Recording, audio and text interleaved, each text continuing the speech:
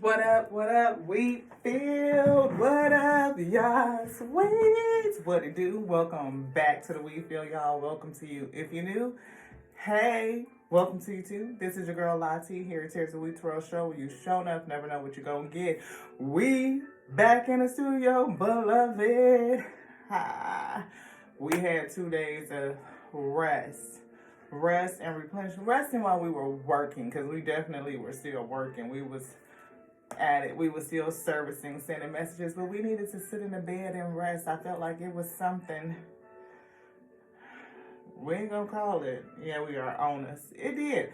Like something was affecting our energy. Like we felt real lethargic and just wanted to rest, like really need to replenish. We did get in some water more than usual. So we are continuing that theme today. No coffee, no tea, water is what we are going to be drinking throughout the day into the evening, and then we're going to have a little sippy sip of wine, beloved red wine. Yes, we are. Feeling some energy of dark energy, dark psychology, manipulation and protection. Manipulation, protection, and body language mastery, 4-in-1. And it says how to analyze people, dark psychology, and manipulation protection. So this is a book we've had for a little bit, and every so often we get called back to it. For a minute, we was deep down in it, right? But we feel like we're being called back to it. So thank you to the Alpha and Omega who brings the messages, who clues us in, who lets us know about the tears in the field that are reflecting things back to us that may look like us, but they don't bear fruit like us. Okay. It says, liar, liar, pants on fire. Ooh, and we've been talking about fire energies. So I definitely feel that somebody is around you. We see sociopathic liars, careless liars. Look at number 3. A sociopathic liar. And then a careless liar is down there for number 4. Can y'all see that? Hopefully you can see it. Careless liars. This is another bad category of liars. It's something over here. Maybe the repetition. They are repeatedly lying carelessly. Okay.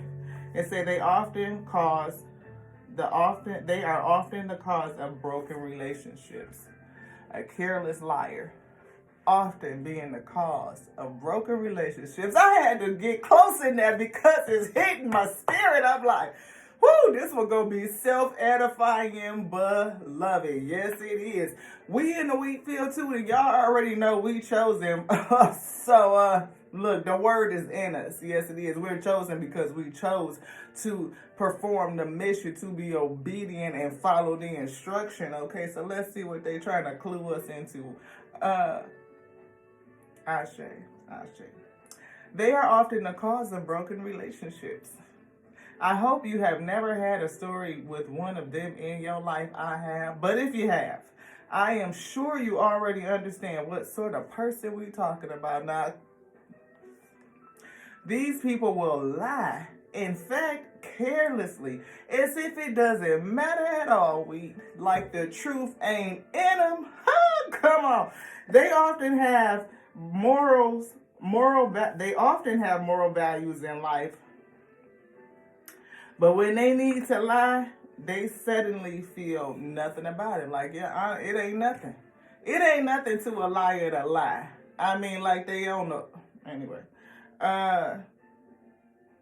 these are the typical people who will lie to you about extramarital relationships, for example. Or those who may lie to you about where they've been, and etc. Despite lying carelessly, they do display signs. For example, they will become nervous, fidgety, closed posture, or even raise their voice. Get real angry. And even restless or aggressive. We see a real angry, aggressive as soon as you probe their lies. You start digging in deep and trying to get some truth out of them sucking mofo, because you know what they saying don't make nobody sense. Especially not no sense when they claim to be so genius. Anywho, That was down in my experience. Can y'all tell there's still a little bit of emotion attached to that? Okay, we working through a detachment. That's why it's my favorite part of that book. 7 Spiritual Laws of Success, Detachment. I think it's chapter 6. Don't give me the line. We could check it if we need have time. Anywho, they get aggressive as soon as you start probing their lies. You start trying to figure out the truth because you know what they saying is a whole lie, like they lying to you, like you ain't got no sense, like you expect me to believe that? So let me get this right. What you're saying is, what they say, these are the typical people who will lie to you about extramarital relationships, for example. So what you're saying to me is, you went out with 6 of your friends, and if 6 of y'all went out to eat, then 4 of you was really cheap, because only 2 of you had dinner. I found your credit card receipt. It's not right, but it's okay. I'm gone, Whitney. Y'all know what it is. You see, they lie to you, and they think they got away with it. And you should just believe them. They don't even expect you not to trust them. They don't expect you not to trust them. What you mean you don't trust me? Yes, 6 of us went out and 4 of us was cheap. Only 2 of us ate dinner. So what, you saw that credit card receipt? All right? Occasional liars. White liars. We talking about careless. Right. Careless liars. They just throw the shits out there and see if it stick. Right out the ass. Pop! Onto the wall. Did it stick? You bought it? I think they did. They not arguing, so they must have bought it. No, she's not arguing because she know that shit is stupid. Or he's not arguing because that shit is dumb as fuck. So I just know how to move around and protect myself because I know you on some dark psychology manipulation type shit. Sociopathic liars. Insidious is what I just heard. These are dangerous. I can't make it up. I heard insidious and it say these are dangerous. Where is that? Right here. Y'all see that? Hopefully you read it. These 2 tend to be pathological liars. However, they are classed as sociopathic liars because they fall within a much more serious mental condition. Sociopathy.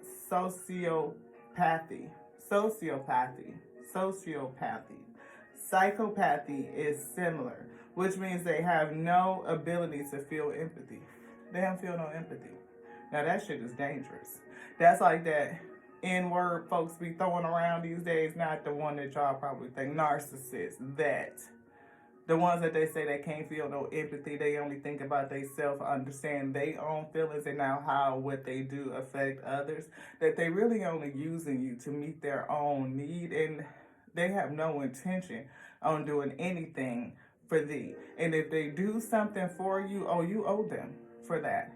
And trust me, they're going to ask you to be paid back. And if you don't pay them back, let alone say no, put up a boundary, you don't pass go.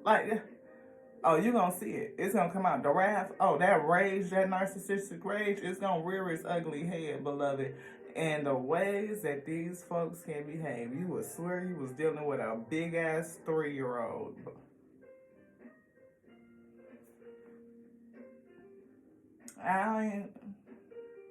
Anywho.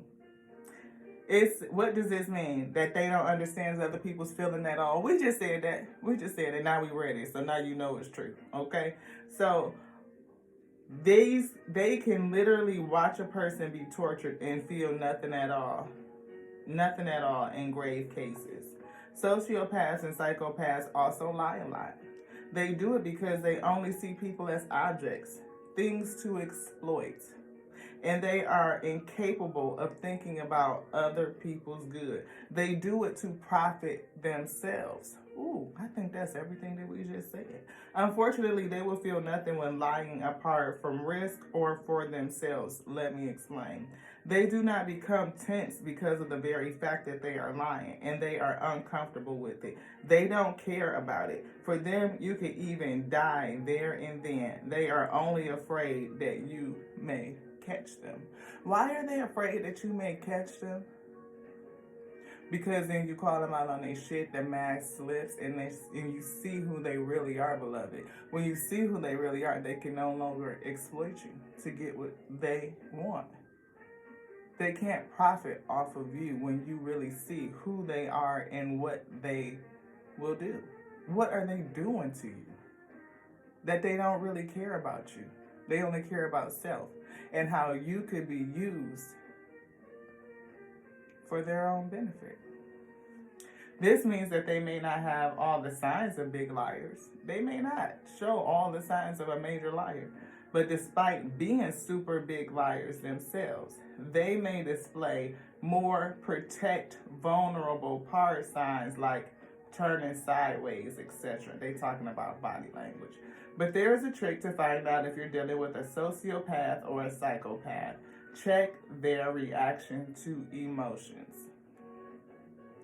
How does a person react to your emotions? And this is a big ass clue that I missed, which was maybe wanting to study dark psychology and manipulation so I could protect myself as an empath, beloved. So if a person does something like lie about something major and it hurts you, how do they react to your emotion, to you being hurt? Do they get angry? Do they play the victim, like you've done something to them because they've hurt you? And if you are crying, which is my scenario, I'm being vulnerable, like real raw. I mean, I was hurt. I was like stuck. I didn't know what to do. Should I exit? Should I stay? Should I give it another try? So I forgive what? And I'm crying. And this person didn't even lift a hand to console me, knowing that they are the one that hurt me. It clicked later, like, they didn't console me. They showed no empathy. They showed, not only did they not take accountability for the lie, they continued to lie in a way that made absolutely no common sense. Like the lie went against everything that they proclaimed themselves to be, which was a genius. If you're so smart, then this could never have happened. You're smarter than this by your own volition. And then, when I was hurt because of the lie, considering whether to leave or to forgive and stay, I wasn't even consoled. It was them that acted like they were so hurt that I had transgressed against them. First sign that I was dealing with someone that could be considered a narcissist. It says, if they have no emotional reaction, that's a very clear indicator. Look at reactions to emotional stimuli. They will either fake concern, and they are bad at it because they just don't understand it, or they'll even cut it short and show uneasiness with being put on the spot. And what if there are no signs? Throw a little trap. Tell them you're very uncomfortable with something they are saying and observe them. You will get no body language sign of real emotional involvement.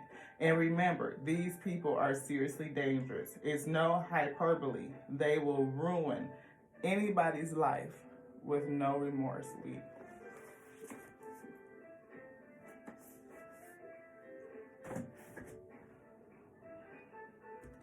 Divine Feminine.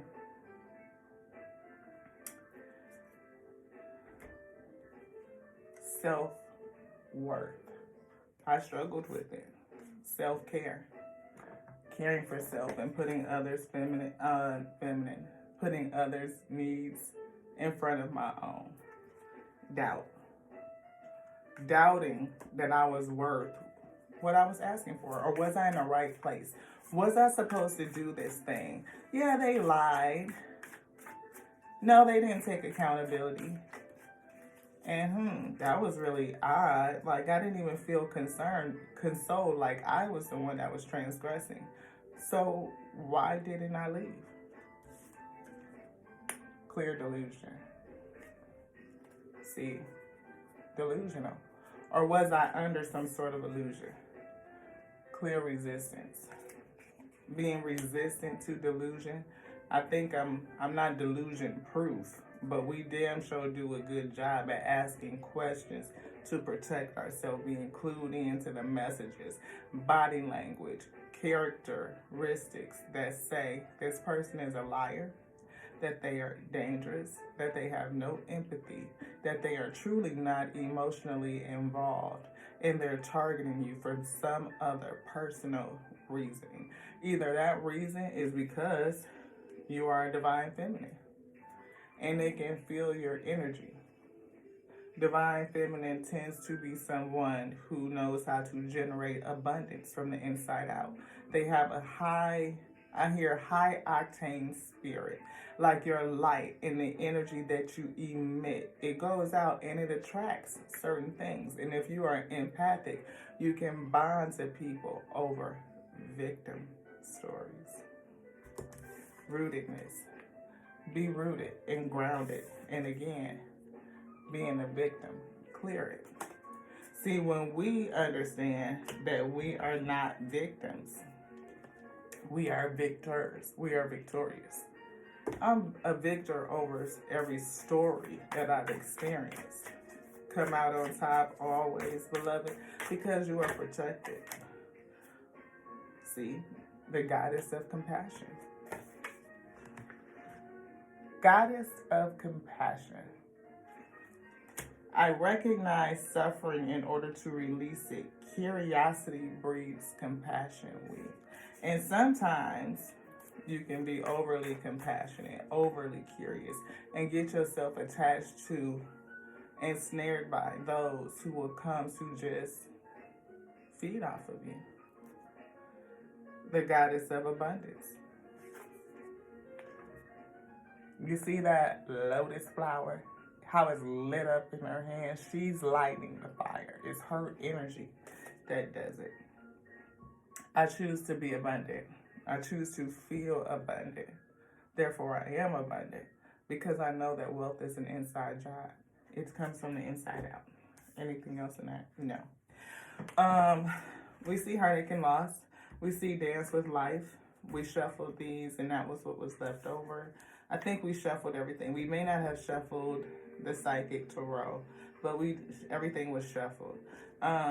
This is a spread where these cards were calling to me, and we see Lilith, which is a goddess, a divine feminine that we've talked about, someone who has been trashed, made out to be a demon. You know what I mean? Even though that wasn't the case, made out to be a demon because she wasn't submissive. She would not submit to Adam. Why? Because she was made at the same time as the first man, right? According to scripture, the Most High God made them male and female.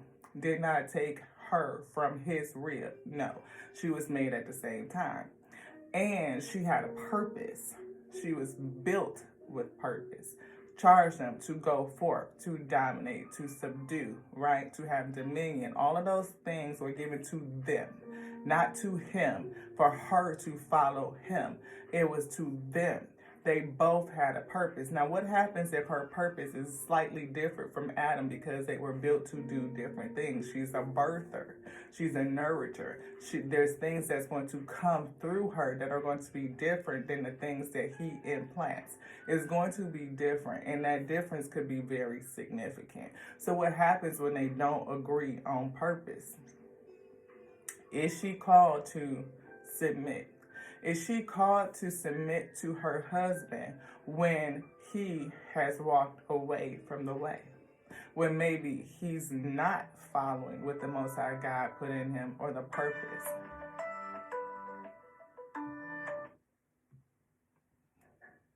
Confirmation.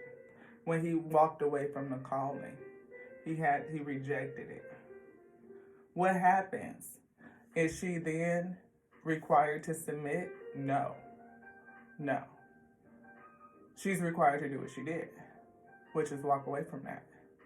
I will not renounce my God. I will not renounce my calling to follow after thee when I know you are leading me into damnation. Absolutely not. So therefore, She stood in her purpose. She stood on her ground. And her purpose was to take negativity and transform it into light, into birth light. So out of the darkness comes light, right? And we know that to be true naturally because dark matter is the most prominent. And light is a small spectrum within that realm, right? Light comes out of darkness. So she can take the darkness and transmute it into light. That's a highly significant purpose. Moving on to the Black Madonna.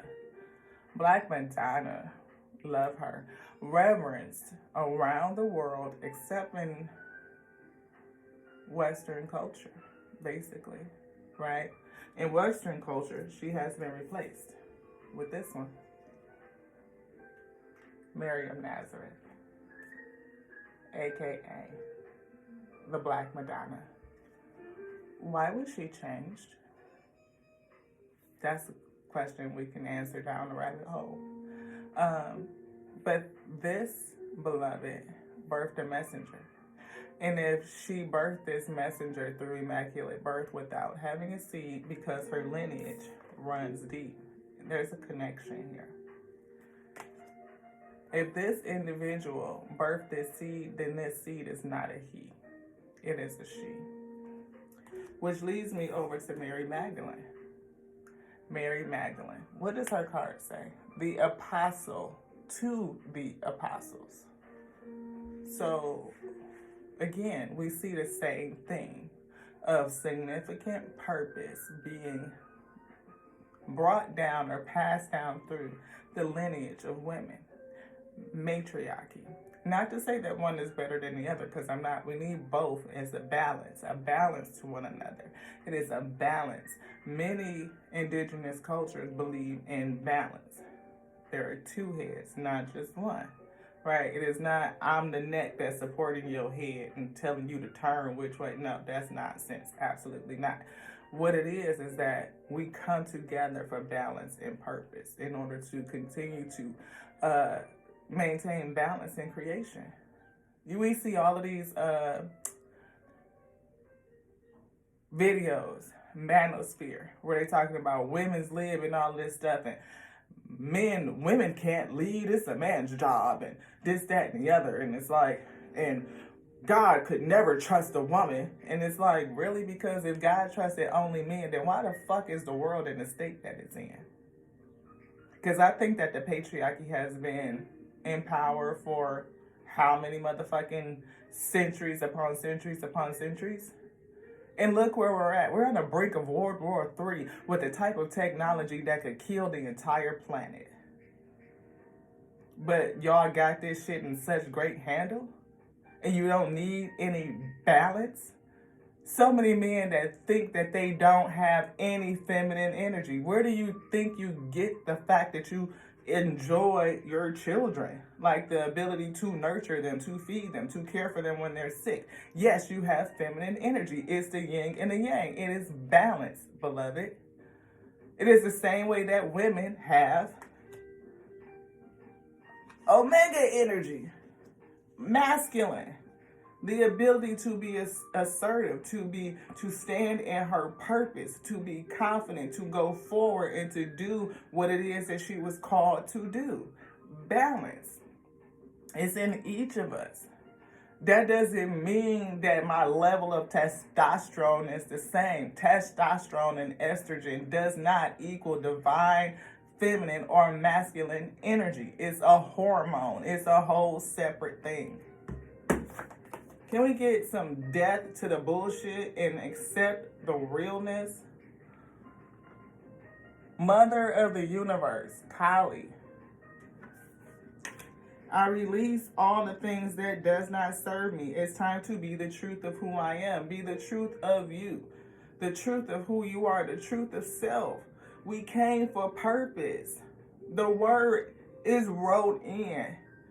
We don't need people with all this dark psychology changing the word of the Most High God to fit their need. Sitting up there blatantly lying in our faces, telling us is this and is that, when it's modern day cases to show that immaculate birth happens, and every single time it happens, The child is female, each after its own kind. We know that from biology, from the way that children, the whole chemistry of a child in creating gender and sex, that it takes the male sperm to create the male species.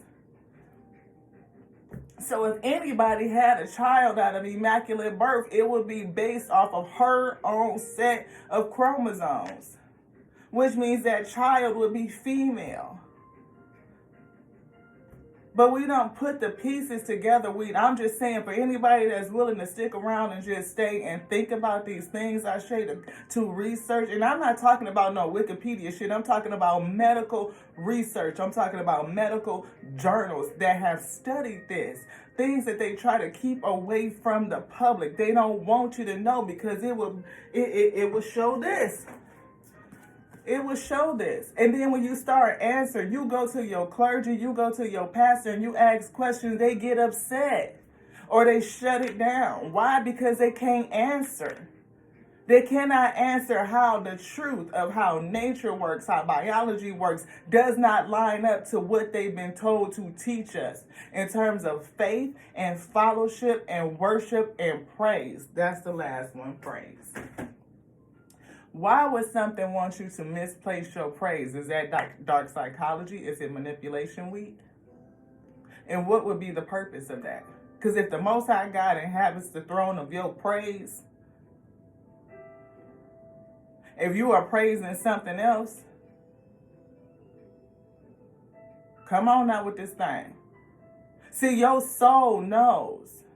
As a child, you hear some of them stories and you in Bible study and you like, wait a minute, this don't make no sense. Even as a child, you know something is off with it. This don't wait. And then it's bits and pieces, huge chunks of it missing. Where did it go? And you mean to tell me nobody wrote it, nobody recorded it? Because the messenger didn't write not nan word did it, not one word did the messenger write, not nan word. You got to think about that. For one, it was principles that had already been brought. It was a reminder. The message was a reminder. The word is in you. It lives. It breathes, beloved. Everything in creation has the Most High God in it. If the Most High God called creation by its word and it moves on the breath of life, then everything in creation has the word written on it and in it. Your DNA is coded. That word is something that they cannot even decipher. And it ain't got nothing to do with no English, no Latin, no Greek, no none of it. They trying to figure it out, beloved. And then they discovered that the code that's written got another code laid up underneath it. You are cosmic. You are divine, beloved. You are divinity walking. And everything that you do is done in divinity. There's no such thing as a diviner or a divination. Everything that you do is in divinity. Every single thing, every word that you speak is a prayer. We call our life based on our beliefs, based on how we feel, based on how we speak. When we come into alignment and realize the magnitude of the dark psychology, for the greatest trick is to fool us all. It's to fool the world, beloved. And I ain't telling nobody what to believe and what to think. Many people may click off. I might lose a few. I might gain a few. But I'm only here to do what I was called to do and to speak what I was called to speak. That it's certain things that as we rise up and we ascend, that we will naturally release. Naturally. It'll naturally fall away from you because your resonance will push it away from you. When you start to understand how to repair your field, your electromagnetic field, getting rooted and grounded, it'll repel what doesn't align and it'll call in everything that does. That divine feminine energy, putting yourself into the place of receiving, giving and receiving, birthing out, emitting it, taking that negativity and transforming it into light.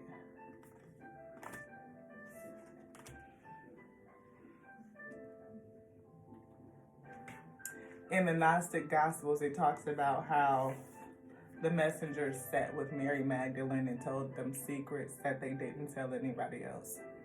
Talks about how the other disciples were a little bit jealous. Some in particular, Peter, Paul. And then you look at the work and see who's his biggest contributors. How many books did they write? The goddess of compassion. I recognize suffering in order to release it. Curiosity breeds compassion. Be curious. Be curious. Question, beloved, question everything. We live in the matrix, and there is something that seeks to steal your energy, to profit off of thee, to enrich itself based on your abundance to generate light and wealth. What is it?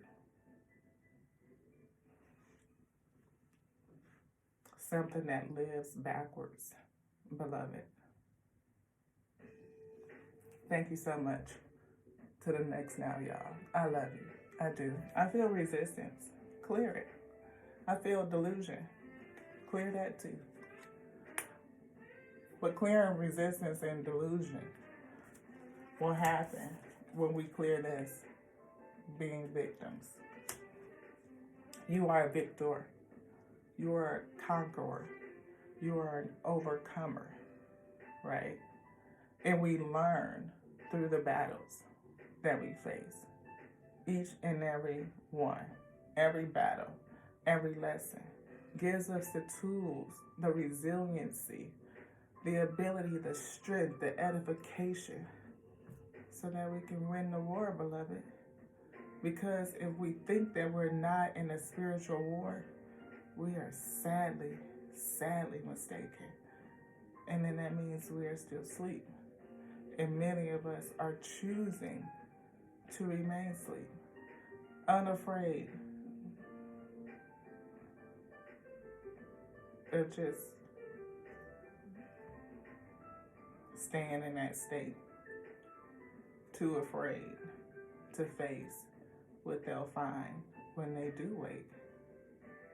But it's empowering to step into your power and understand that you had a purpose from the beginning that's not associated with your mate or your counterpart, that you were divine all along, right from the start. Thank you again. I love you. And if you're still with me, say divine, hashtag divine, hashtag from the start, hashtag the Lord, the eternal Lord of all creation, is word, is written in my heart. To the next now. Love me like I love me, because I love the Alpha and Omega that made me, that called me to be the infinite intelligence breathing word, resurrecting this day. To the next now, y'all. Ashe.